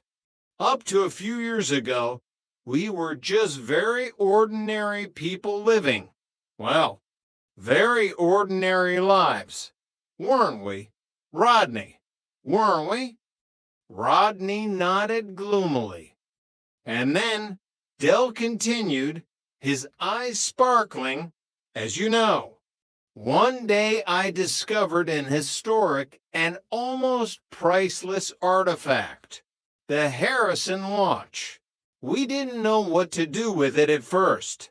We thought about donating it to the British Museum as a national treasure, a gift to the people. Rodney cleared his throat, and then we decided to flog it. Exactly. Del beamed, and before you know it, Rodders and me have come into an eye on £6.5 million. £6.5 million. Justin, it was cushy. It was more than cushy. It was magnifique. Del described the aftermath with the flourish of a man describing a religious experience. They had divvied the dosh, ensuring Uncle Albert got a nice little drink. They had donated to charity enormously, of course, or at least, that was Del's version of events. But eventually, they had to think about the future. We sought out this city stockbroker, Del said, his expression turning serious. A man of vision. He advised us to invest in a new and vibrant venture, a Central American market. It was attracting massive funds from all over the world. We were making more money than the Royal Mint. Chapter 3, The High Life and the Deep Fall. For a while, the Trotters had lived a dream.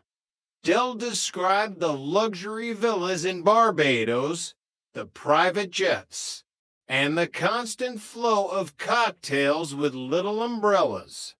They had taken the whole family, Raquel, his significant other, Rodney, Cassandra, and the young Damien.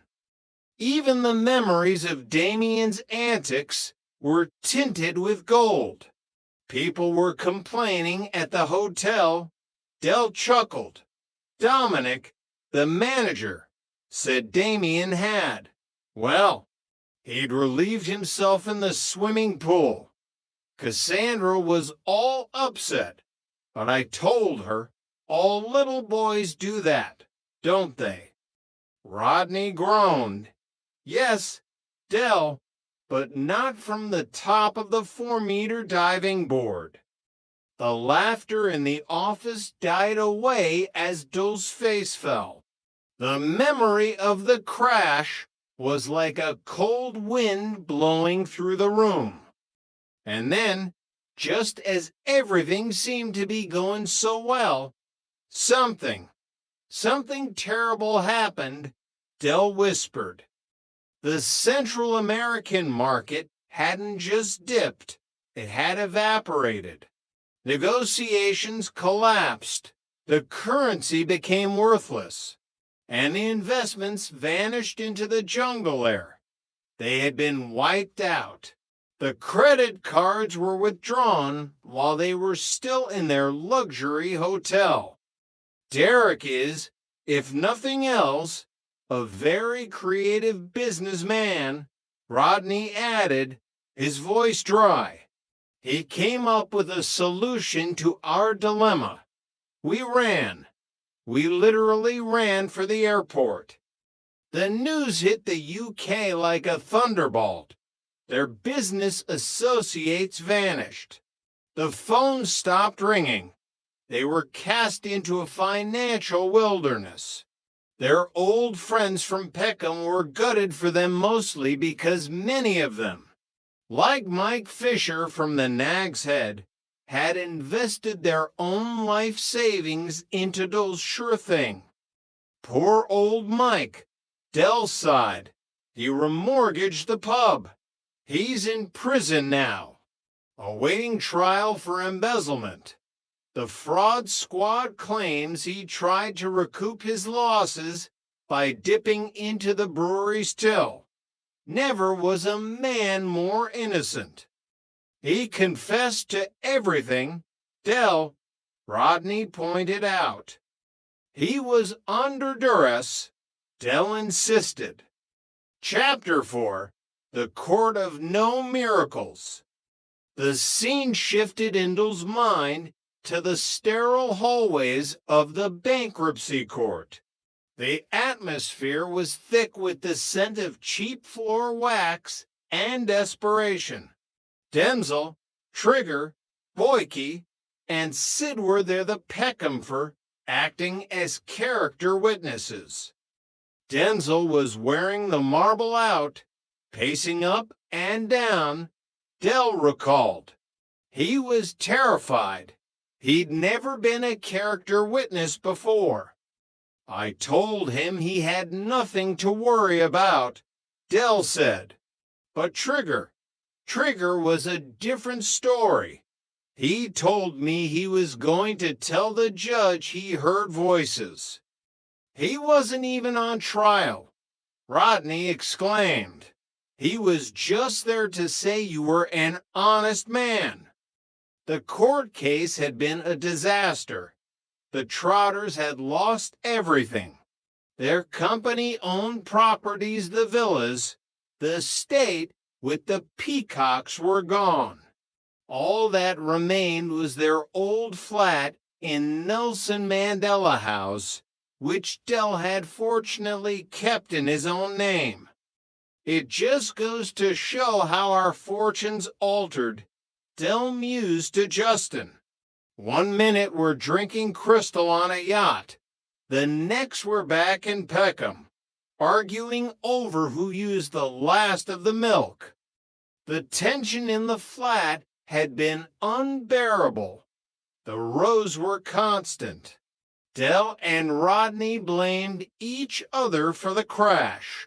Raquel and Cassandra were caught in the crossfire. I wasted our birthright, Rodney had shouted during one particularly heated argument. You hired a helicopter to fly to Nice to collect magazines. Dell, a helicopter. I'm a big man. I've got broad shoulders, Dell had replied with his usual bravado. The buck stops here, even though it was your fault, Rodney. How was it my fault? You're the director of administration. You organized the Christmas parties. They were about as exciting as a Buddhist's hen night. Chapter 5. A final farewell to the ancient mariner. In the midst of their financial ruin, a greater tragedy struck. Uncle Albert, the man of 1,000 wartime stories. The man who had been sunk in more ships than most people had seen passed away. The funeral was a somber affair, but in true Trotter fashion, it was laced with absurdity. Dell and Rodney arrived at the cemetery, their faces etched with grief. only to realize they were at the wrong service. We saw a coffin. We saw a group of mourners. We assumed it was Albert, Dell explained, his voice trembling slightly. I even gave a speech about his wartime sagas. I told them how he'd won the war single-handedly. The deceased's name was Bunny Warren, Rodney said softly. He was in the RAF. We were standing there crying over a complete stranger while Albert was being buried 3 plots over. The loss of Albert felt like the end of an era. He was the last link to their grandfather, a constant presence in the flat, snoring on the sofa or boring them with tales of the Battle of the Baltic. I wish we'd taken him to Barbados, Dell sighed. He never had a passport, though the ancient mariner, who'd been round the world more times than a Russian satellite, and he couldn't get past Heathrow. Chapter 6, The New Management. Back at the flat, the reality of bankruptcy set in. The Inland Revenue was demanding $48,750 for pounds and for pence, plus interest. They'll take the roof, Raquel had cried. They'll take everything. But Del Boy wasn't done. He was a trader. He could sell rice to the Chinese. He could sell sand to a desert dweller. He just needed a loophole. I've been disqualified from running a company, Del told Rodney as they sat in the kitchen, surrounded by piles of unpaid bills. But you haven't. You've got a clean record. You're young, enthusiastic, full of ideas. Rodney looked at him suspiciously. What are you saying, Del? I'm saying that Trotter's Independent Traders needs a new managing director, someone with vision, someone like you. And so the power dynamic shifted. Rodney became the boss. He sat in the executive chair, which was just the armchair with a cushion added, and Del became the director of sales.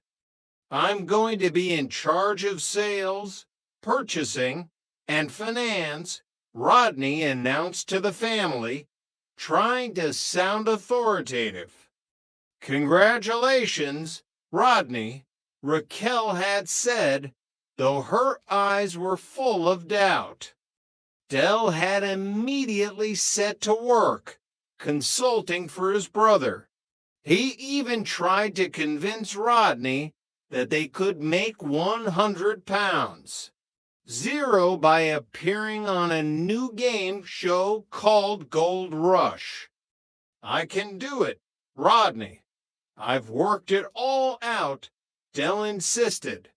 I'm a natural for the telly. Chapter 7, The Gold Rush Climax. The studio of Gold Rush was a neon-lit arena of high stakes and higher tension. Jonathan Ross, with his characteristic wit and sharp suits, presided over the chaos. Del sat on the contestants' podium, sweating under the hot lights. He had navigated the early rounds with a mix of luck and sheer bravado. He'd answered a question about mountains in Africa by guessing Kilimanjaro because any idiot knows that, and Fuji makes cameras. Now, he was facing the 50,000 pounds question. The lights turned gold. The audience held their breath. For 50,000 pounds, Derek, Jonathan Ross said, his voice echoing in the silent studio. Which classical guitarist wrote the opera The Child and The Enchantment?